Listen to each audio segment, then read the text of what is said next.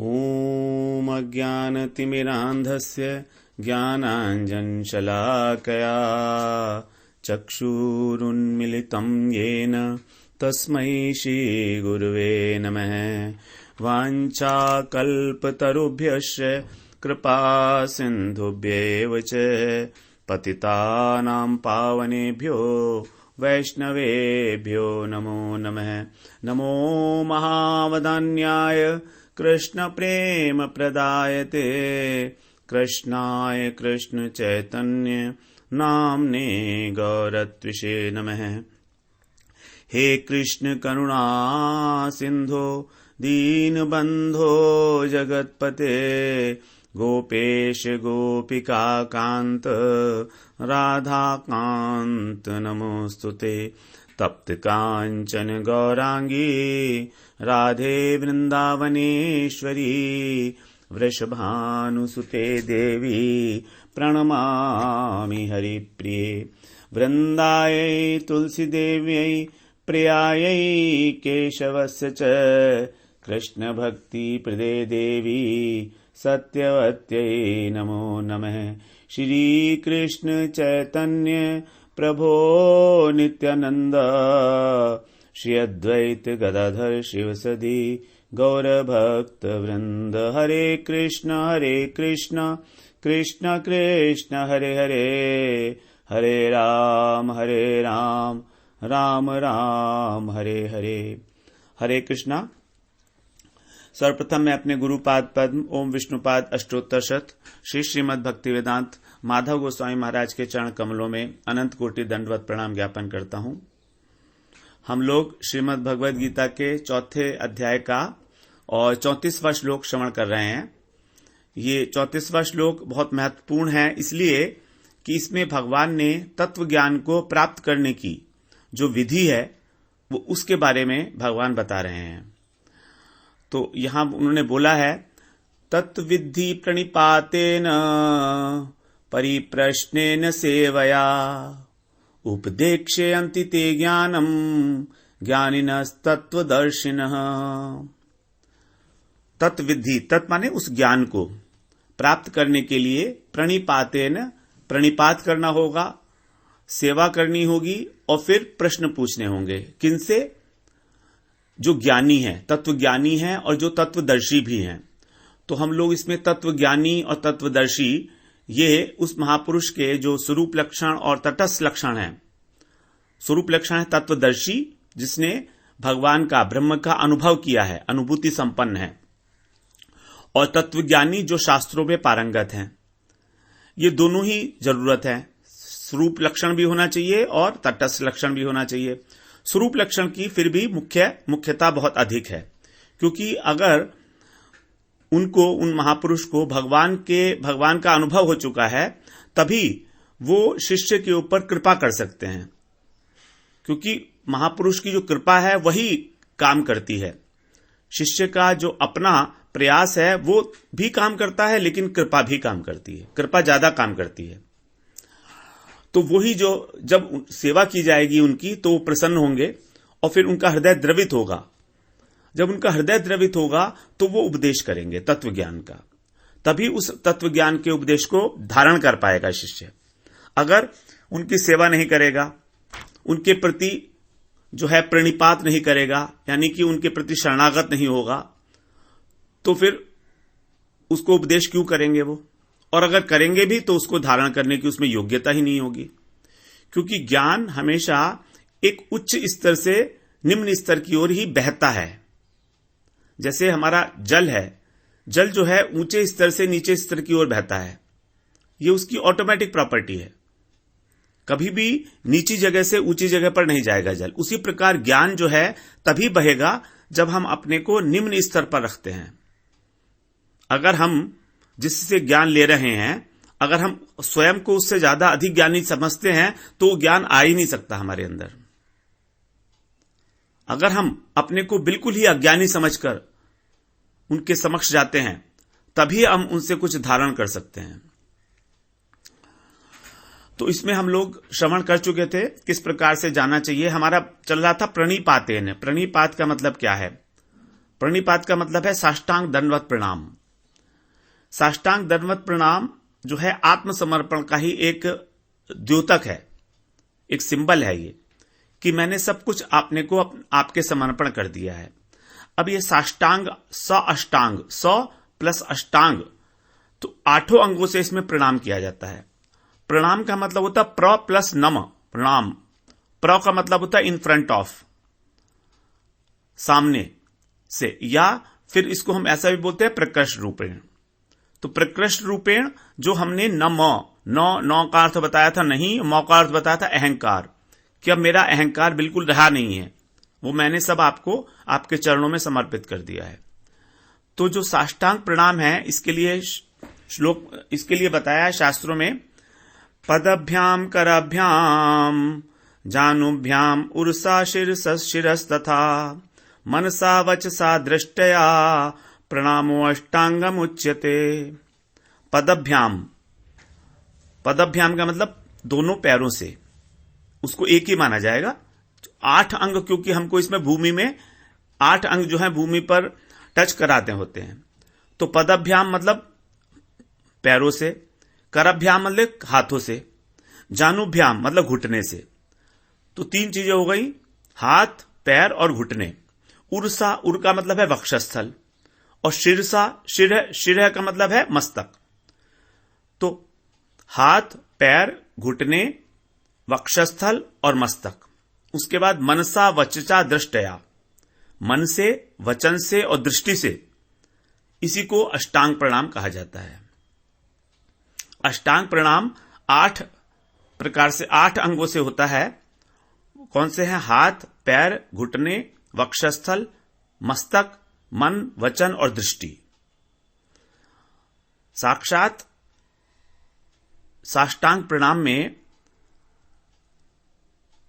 जो शिष्य है वो गुरु के समक्ष मुंह के बल शरीर को भूमि पर दंड के समान लेटा देता है, तभी इसको बोलते हैं दंडवत प्रणाम।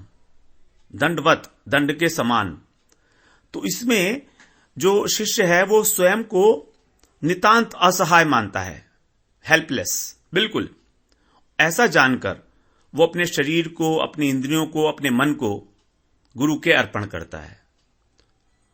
इसको बोलेंगे हम लोग प्रणिपातेन, प्रणिपात करना। दूसरा होता है, अच्छा, स्त्रियां जो हैं अष्टांग प्रणाम नहीं करती हैं, उनको वर्जित है स्त्रियों को, तो उनके लिए बताया गया पंचांग प्रणाम। पंचांग का मतलब हो गया हाथ, घुटने, मस्तक और मन और वचन, ये पंचांग प्रणाम हो गया। तो इसमें अब हम लोग, ठीक है, हाथ, पैर, घुटने, वक्षस्थल और मस्तक, ये तो सब कर दिया। अब मन, वचन और दृष्टि, इससे कैसे प्रणाम होगा? मन से प्रणाम होगा उनका मन में ध्यान करते हुए। वचन से, जब वचन से प्रणाम होगा कि उनके लिए प्रणाम मंत्र करते हुए, अज्ञानतिमिरान्धस्य ज्ञानांजन शलाकया चक्षुरुन्मीलितं येन तस्मै श्री गुरुवे नमः, ये हो गया वचन से। और दृष्टि से उनको देखते हुए। अब उनको देखने की हमेशा आवश्यकता नहीं है, पहले उनको देख लिया, उसके बाद फिर उनको प्रणाम किया। यह नहीं कि बिना देखे ही गुरु को और एकदम से लेट गए, नहीं, दृष्टि, एक बार उनको देखना आवश्यक है, तभी दृष्टि से प्रणाम है। क्योंकि जब मस्तक नीचे लग गया तो देख नहीं सकते, लेकिन फिर भी जब हमने पहले प्रणाम करने से पहले एक बार उनको देख लिया, उसके बाद प्रणाम किया, तो इस प्रकार से मन, वचन और दृष्टि, हाथ, पैर, घुटने, वक्षस्थल और मस्तक, 8 प्रकार से प्रणाम माना जाता है। अब ये प्रणाम का बड़ा महत्व है हमारे परंपरा में, हिंदू परंपरा में, वैदिक परंपरा में प्रणाम का बहुत महत्व है, नमस्कार का बहुत महत्व है। भगवान ने गीता में अर्जुन जी को बताया है कि माम नमस्कुरु, मुझको नमस्कार कर।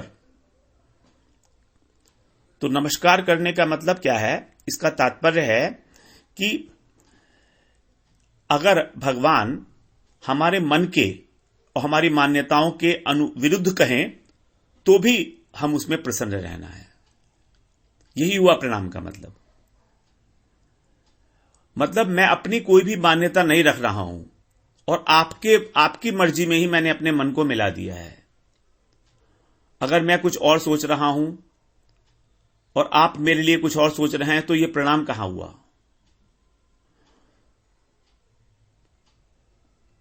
चाहे आप जो मेरे को आज्ञा देंगे, उपदेश करेंगे, वो चाहे मेरे शरीर के, मेरे मन के अनुकूल हो या प्रतिकूल हो, मैं उसको प्रसाद मानकर हमेशा प्रसन्न रहूंगा। तो उस जो प्रसन्नता है मेरी, वो ये डिपेंड नहीं करेगी कि आप वो अनुकूल है, आप मेरे लिए ऑर्डर करेंगे वो मेरे मन के अनुकूल है, प्रतिकूल है, क्योंकि मैं तो जानता ही नहीं हूं कि मेरे लिए क्या ठीक है और क्या गलत है। जैसे अगर कोई व्यक्ति किसी का अपराध करता है, तो क्या करता है? किसी के प्रति कुछ अपराध कर देता है, तो क्या करता है? उसके सामने वो जाके लेट जाता है और उससे कहता है, आप चाहे मुझे दंड दो, चाहे पुरस्कार दो, चाहे दुत्कार दो, जो भी करो, मैं उसमें प्रसन्न हूं। उसके मन में यह नहीं होता कभी भी कि उसके मन के हिसाब से फैसला हो। अगर ये मन में हमारे है कि हमारे मन के हिसाब से गुरुदेव हमें आज्ञा करें, तो फिर ये शरण है ही नहीं, ये बिल्कुल भी शरण नहीं है। हमको अपनी बुद्धि लगानी ही नहीं है, हमको अपनी बुद्धि लगानी ही नहीं है, क्योंकि हमने सर्वतोभावेन आपको समर्पित कर दिया है। अपने हृदय को हमने हर प्रकार से आपको समर्पित कर दिया है। अब इस प्रणाम की महिमा के लिए जो श्रीमद् भागवत में बहुत अच्छा आया है, भगवान को जो प्रणाम नहीं करता है उसके लिए यमराज जी जो है क्या कह रहे हैं यमदूतों को। अजामिल का प्रसंग है, उसके अंदर छठे स्कंद में 3 अध्याय में 29वें श्लोक में यमराज जी उपदेश दे रहे हैं अपने यमदूतों को। वो क्या कह रहे हैं? जीवान भक्ति भगवत गुण नाम ध्येयम् चेतस्न स्मरति तत्चरणारविन्दम् कृष्णाय नो नमति यच्छिरेकदापि तानानयध्वमसतो अकृत विष्णु कृत्यान्।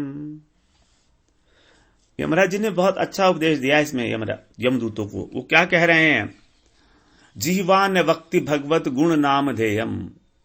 हे दूतों, जिनकी जीवा कृष्ण का नाम कीर्तन नहीं करती, भगवान का गुण, उनका नाम कीर्तन नहीं करती, और चेतस्न स्मरति तच्चरणारविंदम, और उनका चित्त कृष्ण के पाद पद्मों का, चरण कमलों का स्मरण नहीं करता।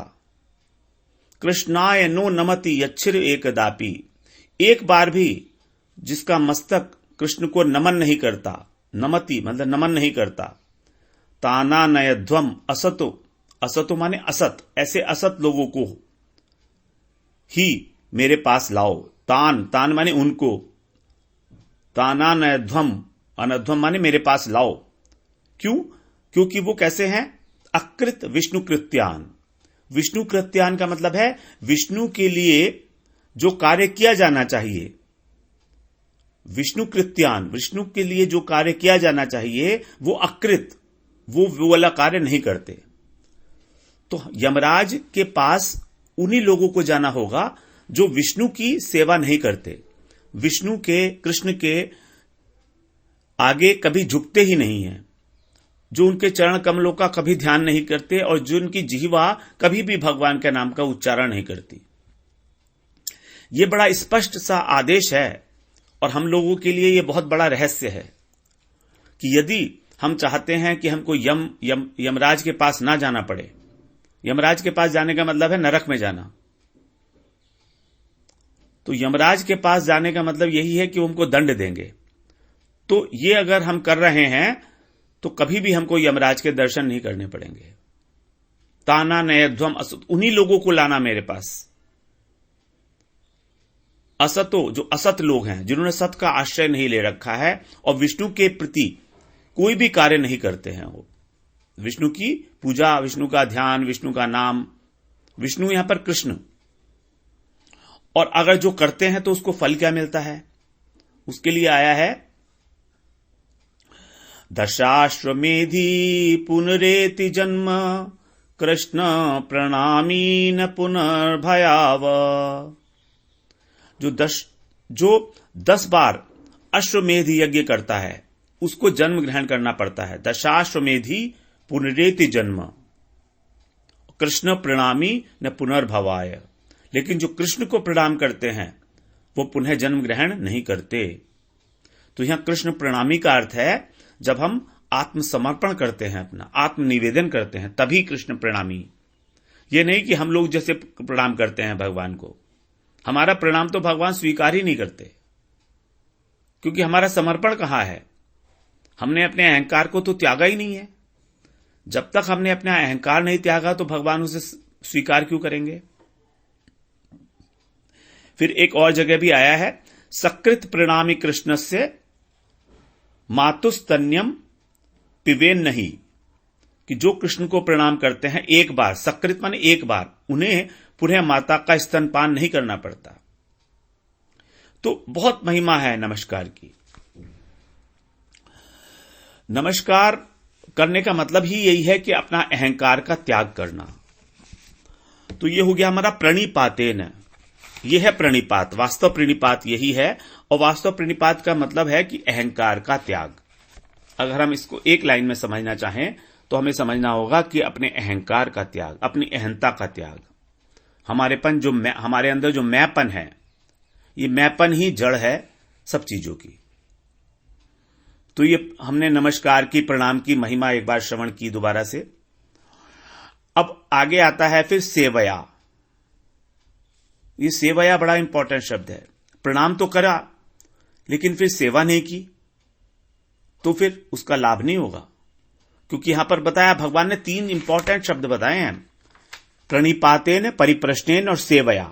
ये तीनों ही बहुत महत्वपूर्ण, अमूल्य हैं। ये शब्द प्रेशस हैं हमारे लिए।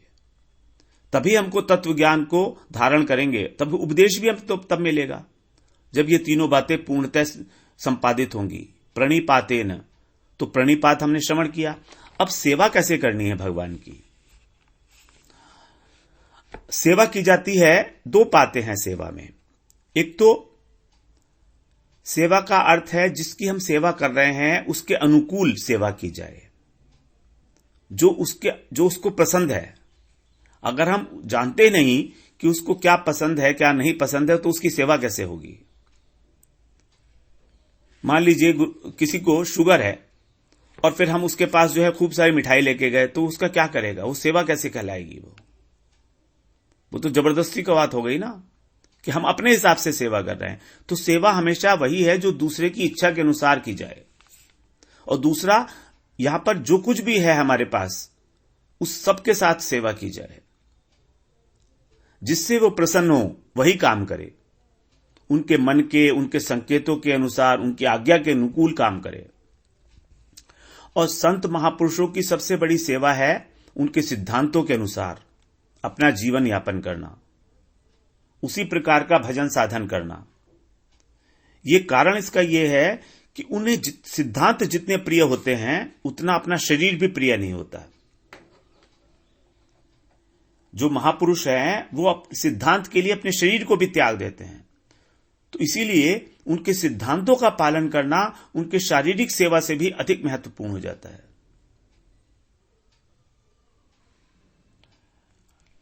और गुरु सेवा ही गुरु की भक्ति है। गुरु की सेवा ही गुरु की भक्ति है। और जिस प्रकार भगवान में हमारी श्रद्धा है, उसी प्रकार यदि गुरु में हमारी श्रद्धा है उतनी ही, तभी हमको जो शास्त्र हैं उसका अर्थ समझ में आना शुरू होगा, प्रकाशित होगा। वास्तविकता यह है, शास्त्रों का अर्थ हम समझ नहीं सकते इस बुद्धि से। शास्त्र क्या कहना चाह रहे हैं, संस्कृत के अंदर जो श्लोक लिखे जाते हैं उनमें वो क्या अर्थ है, उसका तात्पर्य क्या है, मर्म अर्थ क्या है। तभी संस्कृत के जितने श्लोक होते हैं भागवत में, गीता में, उन सब की जो महापुरुष लोग हैं वो टीका लिखते हैं, उसका तात्पर्य लिखते हैं, उसका मर्म अर्थ लिखते हैं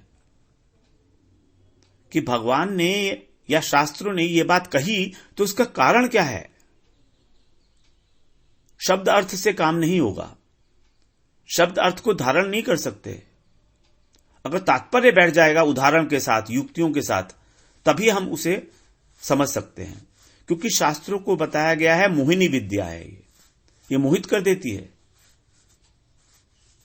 संस्कृत के अंदर अगर संधि का इधर उधर कर दिया जाए तो अर्थ ही उल्टा हो जाता है, अर्थ ही उल्टा हो जाएगा संधि का।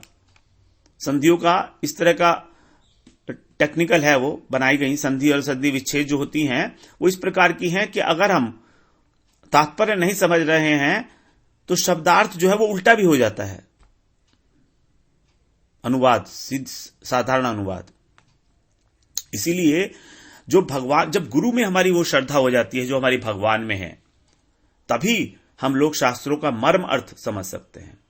श्वेताश्वर उपनिषद जो है उसमें कहा गया है, यस्य देवे परा भक्ते यथा देवे तथा गुरौ तस्यैते कथिता ह्यर्था प्रकाशन्ते महात्मनः। यस्य देवे परा भक्ति, यस्य देवे, देवे का मतलब भगवान, जिसकी भगवान में पराभक्ति है। पराभक्ति का मतलब सर्वश्रेष्ठ भक्ति है। और यथा देवे तथा गुरु, और जैसी भगवान में है वैसे ही गुरु में है। यथा देवे तथा गुरु, उतनी ही। तस्यैते, उसी के हृदय में। कथिता ही अर्था, ही अर्था, अर्था मतलब जो अर्थ हैं शास्त्रों में जो कहे गए हैं वो प्रकाशनते महात्मन है, वो प्रकाशित होते हैं उस महात्मा के हृदय में। उस महात्मा, तो यहां पर उसको महात्मा कहा गया है। अब गुरु की सेवा कैसे करनी चाहिए? गुरु की सेवा के लिए आया है, श्रीमद् भागवत में ही आया, 7वें स्कंद के 7वें अध्याय के 30वें श्लोक में आया है। गुरु शुश्रया भक्त्या सर्वलब्धार्पणेन च संगेन साधु भक्तानाम ईश्वर आराधनेन च। गुरु शुश्रूषया भक्त्या, भक्त्या का मतलब प्रीतिपूर्वक, प्रीतिपूर्वक गुरु की सेवा करनी है। सर्वलब्धार्पणेन च, सर्व माने सर्व, सब कुछ, लब्ध माने जो कुछ भी है हमारे पास, शरीर, मन, इंद्रियां, वस्तु, सब कुछ। अर्पणेन च, उनको अर्पण करके। अर्पणेन, सर्व लब्ध अर्पणेन च, अर्पण करके। और इसके अतिरिक्त क्या करना है? संगेन साधु भक्ता नाम। यहां पर 3 बार तृतीया विभक्ति आई है, क्योंकि जब भी कोई साधन किया जाता है, कोई सेवा की जाती है, तो उसमें हमारे पास 3 करण होते हैं। करण का मतलब जिनसे सेवा की जाएगी। तो यहां सेवा करने के लिए 3 करण बताए हैं भगवान ने। एक तो अर्पणेन, अर्पण के द्वारा। संगेन माने संग के द्वारा, संग के द्वारा भी गुरु की सेवा होगी। गुरु की साधारण सेवा नहीं बताई है यहां पर, गुरु की विशेष सेवा शुश्रूषया, जो गुरु की सुष्ठु रूप में सेवा होगी, वो उसके लिए हमको 3 करण आवश्यक हैं। एक तो सब कुछ हमारे पास जो भी है, तन मन वचन वस्तु पदार्थ जो भी है हमारे पास, वो अर्पण करना है। नंबर 2 संगेन, संगेन का मतलब है संग, साधुओं के संग। संगेन साधु भक्ता नाम, ऐसे साधु जो भक्त हैं, क्योंकि साधु अनेक प्रकार के आजकल हैं। वो लोग कभी भगवान का नाम ही नहीं लेते और साधु वेश बनाए घूमते हैं। तो यहां पर बोला संगेन साधु भक्ता नाम, तो साधु संग की आवश्यकता पे जोर दे रहे हैं। यहां पर गुरु की सेवा का तरीका बता रहे हैं। गुरु की सेवा ये नहीं कि केवल गुरु के पास ही बैठे रहे और गुरु की शारीरिक सेवा कर रहे हैं, नहीं। संगेन साधु भक्ता नाम, भक्तों का संग करना पड़ेगा, तभी गुरु की सेवा है। क्योंकि गुरु क्या है? गुरु भी तो भक्त है ना। गुरु ही वैष्णव श्रेष्ठ हैं। तो वैष्णवों की सेवा, साधुओं की सेवा बताइए, साधु की संग और ईश्वर आराधनेन च, तब उसके बाद फिर भगवान की आराधना करनी है। आराधनेन, तो 3 प्रकार के कारण हुए, अर्पण, संग और आराधना। और कैसे करनी है? भक्त्या, प्रीतिपूर्वक। संग करना है प्रीतिपूर्वक साधु का, भगवान की आराधना करनी है प्रीतिपूर्वक, समर्पण करना है प्रीतिपूर्वक। यह है साधन भजन का तरीका और यही है गुरु की सेवा। गुरु की सेवा का अर्थ ही यही है कि हम अपना सब कुछ उनको समर्पित करके और उसके बाद उनकी सेवा करें। ये वाला श्लोक क्योंकि बहुत महत्वपूर्ण है, इसलिए हम लोग इस पर रुकेंगे, आराम से चलेंगे बहुत, क्योंकि इसमें गुरु तत्व आ गया। गुरु तत्व बहुत बहुत महत्वपूर्ण है। हम लोग उसको इतना महत्व नहीं देते हैं, लेकिन उसके बिना कुछ भी होने वाला नहीं है। ये मेरा अपना अनुभव है, ये मैं अपने अनुभव से ही कह रहा हूं। पढ़ने के लिए तो मैंने भी बहुत पढ़ा था पहले कभी, लेकिन उसका कोई भी फायदा नहीं हुआ, कुछ भी फायदा नहीं हुआ, क्योंकि हृदय में टिकता ही नहीं था कभी कुछ। गुरु धारण करने के बाद ही थोड़ा थोड़ा सा समझ में आनी बात शुरू होती है, उसके पहले तो कुछ समझ ही नहीं आता है। गुरु तत्व जो है ये बहुत महत्वपूर्ण है, बहुत रहस्यमय है और बहुत गंभीर है। रहस्यमय तत्व है। हमें ये समझ में नहीं आएगा कि गुरु की सेवा से ऐसा कैसे हो जाएगा, लेकिन होगा। यही कहा गया है। ये अनुभव के आधार पर ही हमारे महापुरुषों ने ऐसी बात कही है। यस्य देवे पराभक्ति यथा देवे तथा गुरु। बहुत बड़ी बात है ये। भगवान के प्रति जितनी श्रद्धा, गुरु के प्रति भी उतनी ही श्रद्धा, 1% कम नहीं, तभी होगा। यथा तथा, बिल्कुल एग्जैक्टली। बहुत महत्वपूर्ण तत्व है गुरु तत्व, इसका कोई मुकाबला नहीं है। परमार्थ पथ में तो यही एक तत्व है, जगत में भी यही तत्व देखा जाता है। बिना गुरु धारण किए कोई भी जागतिक विद्या नहीं आ सकती, कोई भी। ये तत्व 2 प्रकार से महत्वपूर्ण हो जाता है, एक सिद्धांत रूप से और भजन के लिए भी। सिद्धांत रूप से भी और साधन भजन करने के लिए भी, क्योंकि इसका आश्रय लिए बिना हमारा भजन आरंभ ही नहीं होता। हम जो कुछ भी कर रहे हैं, अगर हमारा गुरु पदाश्रय नहीं है तो ये भजन नहीं है। ये गुरु पदाश्रय के लिए एक भूमिका तैयार हो रही है मात्र। इसका इतना ही रिजल्ट मिलेगा कि हमको गुरु पदाश्रय हो जाए, सदगुरु हमको मिल जाए।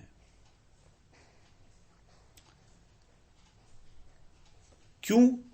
क्योंकि गुरु तत्व जो है वो 2 प्रकार से हमारे लिए अचूक है और शक्तिशाली है। माध्यम 2 प्रकार से हमारे अनर्थ को नाश करता है और भगवान के चरणों में प्रीति, ये दोनों एक बात साथ होती है।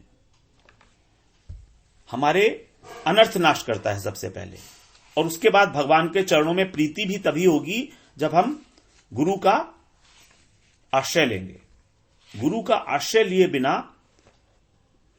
भगवान के चरणों में प्रीति की संभावना ही नहीं है, दूर दूर तक। अगर किसी की हो रही है या ऐसा देखा जाता है तो इसका मतलब यह है कि उसकी अनेक पुराने जन्मों की बहुत बड़ी साधना है। ऐसा देखा जाता है कई बार। कई ऐसे भक्त हैं जैसे धन्ना जाट, इन लोगों ने कहीं नहीं इस उल्लेख आया कि इन्होंने कोई गुरु धारण किया है। इनकी भगवान के चरणों में साक्षात जन्म से प्रीति देखी जाती है। तो उन जात रुचि भक्तों की बात हम लोग नहीं कर रहे हैं। हम जैसे साधारण बद्ध जीव जो हैं उनकी बात हो रही है।